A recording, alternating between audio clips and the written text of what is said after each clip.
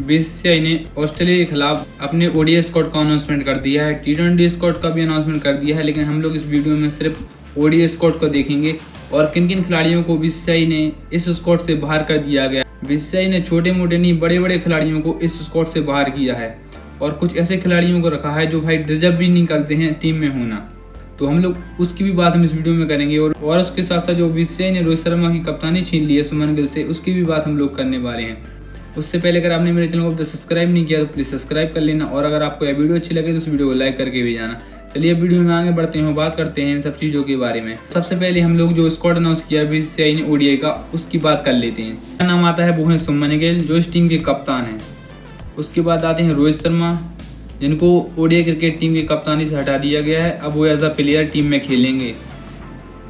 उसके बाद आते हैं विराट कोहली, फिर आते हैं श्रेयस अय्यर, फिर आते हैं केएल राहुल, अक्षर पटेल, नीतीश कुमार रेड्डी और वाशिंगटन सुंदर, कुलदीप यादव, हर्षित राणा, मोहम्मद सिराज, अर्शदीप सिंह, प्रसिद्ध कृष्णा, ध्रुव जुरैल और एसएसवी जायसवाल।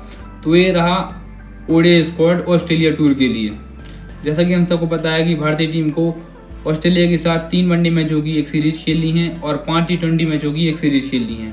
तो इस वीडियो में हम लोग सिर्फ वनडे सीरीज की बात करने वाले हैं। तो उस सीरीज का पहला मैच 19 अक्टूबर को खेला जाएगा, जिसमें रोहित शर्मा और विराट कोहली का कमबैक हो चुका है। हाँ, वो बात अलग है कि रोहित शर्मा को कप्तानी से हटा दिया गया और उनकी जगह सुमन गिल को कप्तानी दी गई है। अब बहुत ही बड़ा डिसीजन लिया है बीसीसीआई ने रोहित शर्मा को कप्तानी से हटाकर। तो पहला मैच 19 अक्टूबर को खेला जाएगा और दूसरा ओडीआई मैच 23 अक्टूबर को खेला जाएगा और तीसरा ओडीआई मैच 25 अक्टूबर को खेला जाएगा। उसके बाद 27 से 28 तारीख से टी20 सीरीज शुरू हो जाएगी। तो ये तो रहा भारतीय टीम का स्क्वाड और शेड्यूल। उसके बाद बात करते हैं कि आखिरकार किन किन खिलाड़ियों को बीसीसीआई ने और सिलेक्शन कमेटी ने बाहर कर दिया गया और किन किन खिलाड़ियों को सिलेक्शन कमेटी ने ओडीआई स्क्वाड में जगह दी है। पहला जो नाम आता है वो है जसप्रीत बुमराह, इनको भी बाहर कर दिया गया है। उसके बाद रवींद्र जडेजा को भी बाहर कर दिया गया है, मोहम्मद शमी को भी बाहर कर दिया गया है, ऋषभ पंत को बाहर कर दिया गया है, वरुण चक्रवर्ती को बाहर कर दिया गया है, हार्दिक पांड्या को बाहर कर दिया गया है। तो सबसे पहले बात करते हैं आखिरकार बुमराह को क्यों बाहर किया गया है। तो भाई जसप्रीत बुमराह को इस सीरीज के लिए यानी कि इस टूर के लिए रेस्ट दिया गया है। वो एक भी मैच नहीं खेलेंगे, उन्हें 1 महीने का रेस्ट दिया गया है क्योंकि वो अभी एशिया कप खेल कर आ रहे हैं और उन्होंने 2 टेस्ट मैचों की सीरीज भी खेली है।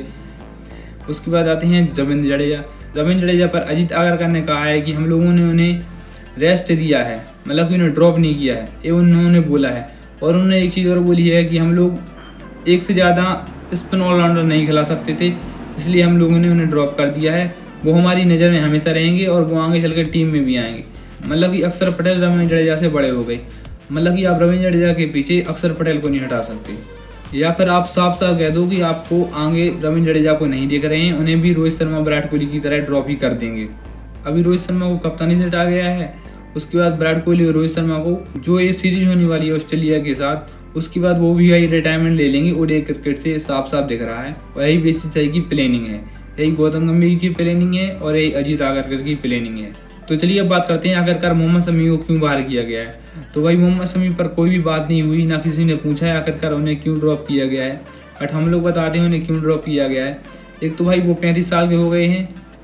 भाई भारतीय टीम में या कह सकते हैं भारतीय क्रिकेट में एक ट्रेंड है कि अगर कोई खिलाड़ी बूढ़ा हो जाए, खासकर फास्ट बॉलर, तो भाई उसको ज़्यादा खिलाते नहीं है। ट्रेंड सेट किया है, पता नहीं यह कौन सा ट्रेंड है भाई। बाहर के खिलाड़ी जैसे कि हेजलवुड हो गए और पैट कमिंस हो गए, बहुत बड़े बड़े खिलाड़ी, इनकी एज भी हो चुकी है भाई, वो अभी तक अपनी टीम के लिए खेल रहे हैं। लेकिन भारत में एक ऐसा ट्रेंड है कि अगर कोई फास्ट बॉलर 35 साल का हो जाता है तो भाई उसको बाहर कर दिया जाता है, चाहे वो भाई बेस्ट क्रिकेट खेल कर आया हो, उसने चाहे अच्छे विकेट भी लिए हों, अच्छा परफॉर्मेंस दिया हो, फिर भी उसको बाहर किया जाता है। उसके बाद आते हैं ऋषभ पंत। भाई ऋषभ पंत को इंजरी हो गई है जिस वजह से उनको ड्रॉप किया गया है। उसके बाद आते हैं वरुण चक्रवर्ती। फिर वही बात आ जाती है कि भाई ऑस्ट्रेलिया दौरे के लिए हम ज़्यादा स्पिनर नहीं ले जा सकते। उसके बाद आते हैं हार्दिक पांड्या को आखिर क्यों ड्रॉप किया गया है। तो भाई हार्दिक पांड्या को लेकर भी यही खबर आ रही है कि उन्हें भी इंजरी जो हुई थी एशिया कप में, उससे वो रिकवर नहीं हो पाए, जिस वजह से उनको टीम से ड्रॉप किया गया है। अब वो आगे चल के खेलेंगे या नहीं खेलेंगे, कब उनकी इंजरी ठीक होगी उसका पता इस सीरीज के बाद ही पता लगेगा। अब देखते हैं किन किन खिलाड़ियों को चुना गया है, मतलब किन किन नए खिलाड़ियों को टीम में चुना गया है। हर्षित राणा पहले से थे। उसके बाद आते हैं एसएसवी जायसवाल, भाई ये रोहित शर्मा के बैकअप ओपनर हैं। उसके बाद आते हैं सिराज, मोहम्मद सिराज, जो कि भाई डिजर्व भी करते हैं टीम में खेलना, इसलिए वो आ गए। नीतीश कुमार रेड्डी का भी सिलेक्शन हुआ है। नीतीश कुमार रेड्डी हार्दिक पांड्या की जगह आए हैं।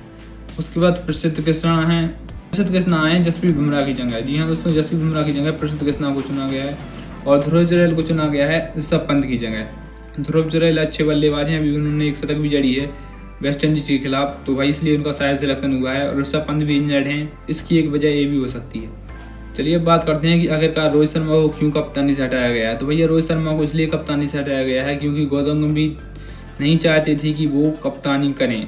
मतलब कि गौतम गंभीर को कुछ प्रॉब्लम हो रही थी। उन्होंने अजित आगरकर से कहा है और अजित आगरकर ने मीडिया से कहा है कि गौतम गंभीर बोल रहे थे 3 कप्तान के साथ 3 टीमें नहीं चल सकती, एक कप्तान 2 टीमें चला सकता है।